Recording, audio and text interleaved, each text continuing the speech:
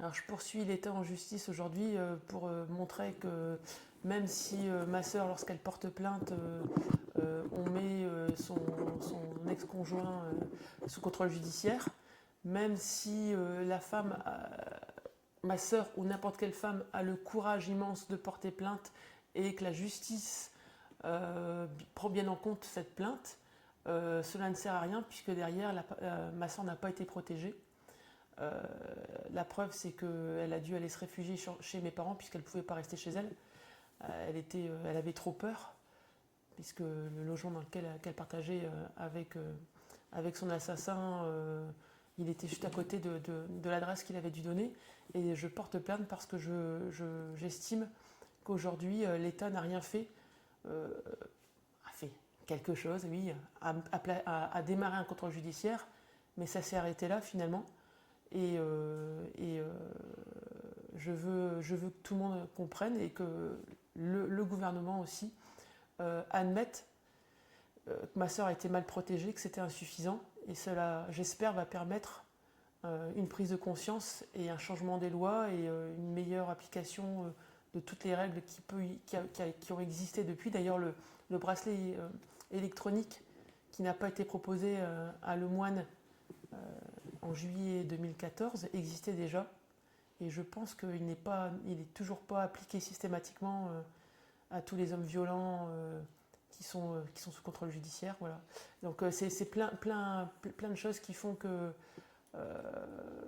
la mort de mes parents et de ma sœur, on pourrait dire que c'était inévitable, mais je pense qu'il aurait fallu essayer, il aurait fallu que l'État, enfin le système judiciaire, essaye au moins de rendre l'espoir à ma sœur et essaye de l'aider et fasse un minimum. Et ce minimum n'a pas été fait.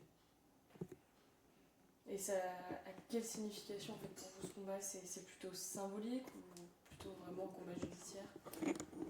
Alors, c'est plutôt un combat judiciaire parce que la justice, je suis confrontée à elle depuis maintenant 2014 malheureusement et surtout depuis 2016.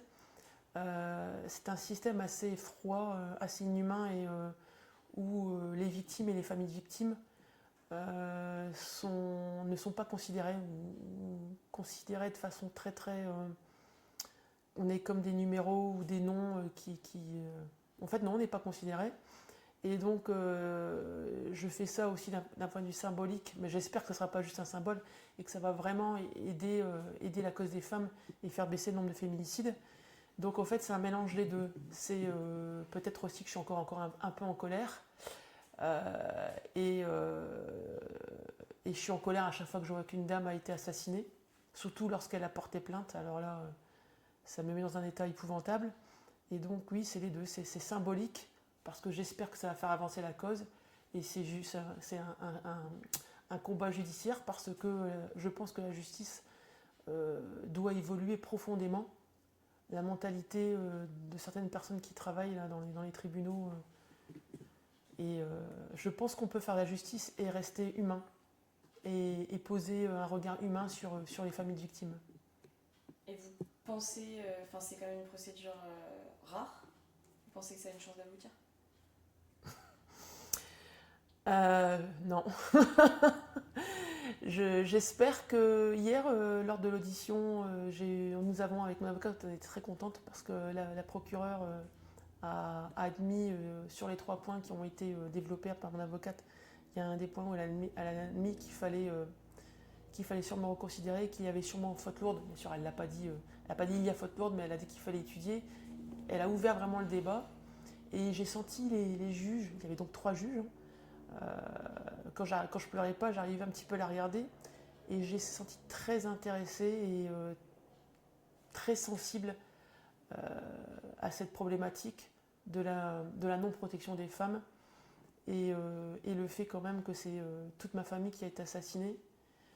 C'est quand même très dur à vivre pour moi, mais je pense que c'est très dur aussi. Je me rends compte que c'est très dur pour les gens de se mettre à ma place et je pense que toutes ces personnes se mettent un petit peu à ma place. D'ailleurs, la procureure m'a dit qu'elle partageait ma peine. Donc j'espère qu'il y aura au moins 1 ou 2 fautes d'admises et que la justice va se dire oui, elle a raison. oui, il faut mieux protéger les femmes, parce que de toute façon, pour ma soeur, mes parents, c'est trop tard.